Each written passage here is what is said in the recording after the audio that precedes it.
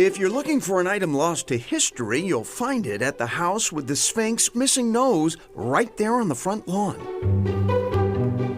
It's the domain of Laura and Rick Brown, co-founders of Hans House Studio. Laura and I both are trained sculptors, and we've been creative partners for 50 years. Well, Hans House is a nonprofit educational organization, but primarily what we do is replicate large historic objects. Their projects range from this period-accurate Trojan horse to this functioning 18th century human crane. If you replicate a historic object and then you follow the same path of the original makers using the same tools, the same technologies, you can uncover history and culture that often you can't find in any other way. This is what we built in Poland. That was certainly the case in 2011. After 8 years researching a style of Polish synagogue wiped out by the Nazis during World War II, a Jewish history museum asked Hans House to recreate the lost synagogue's ornate ceiling in full color from a series of black and white photos. The entire process documented in the film, Raise the Roof. In the end, it's not just a photograph, that it's not in a book, that they actually can look under it and feel, what the original people would have felt. In April 2019, the world watched in horror as Notre Dame, France's iconic cathedral, burned.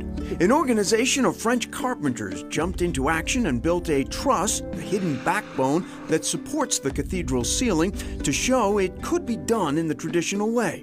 3,500 miles away, Hans House volunteered to do the same. They were excited, they wanted to work with us as a gesture of global solidarity among builders around the world.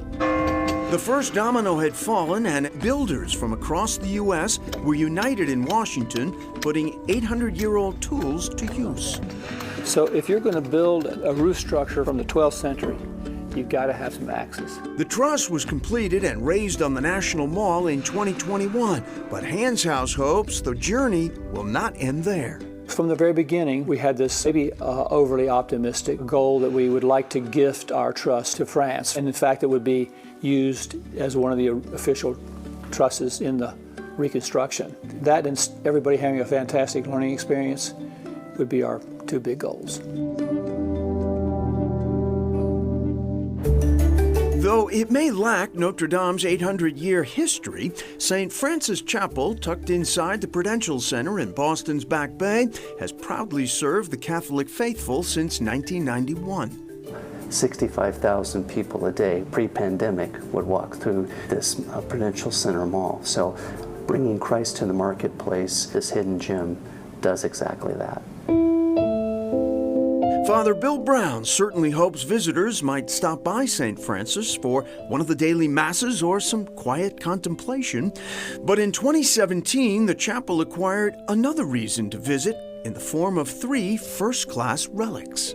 So first-class relic would be something that really was from the body of what we call saints. A piece of hair, it can be a bone, anything that reminds us of what they did.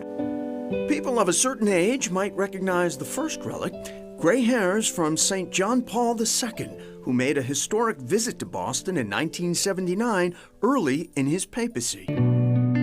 Less well-known are Saints Faustina Kowalska and Maximilian Kolbe. The latter, whose hair is displayed here, was a Catholic priest. Imprisoned at Auschwitz for his anti-Nazi views, he volunteered to die to save another prisoner. His relic is preserved with the outline of the gates of Auschwitz, with one significant difference. While the original gates read, "Work makes you free," Maximilian Kolbe says, no, the truth makes you free. Each year, St. Francis Chapel hosts Boston Marathon runners for a special Mass the day before the marathon, which of course is coming up just 10 days from now, right here on Channel 5. And back to Hans House, it takes many hands to build and raise a medieval truss, and many organizations partnered on that project. The list includes the renowned North Bennett Street School in Boston's North End.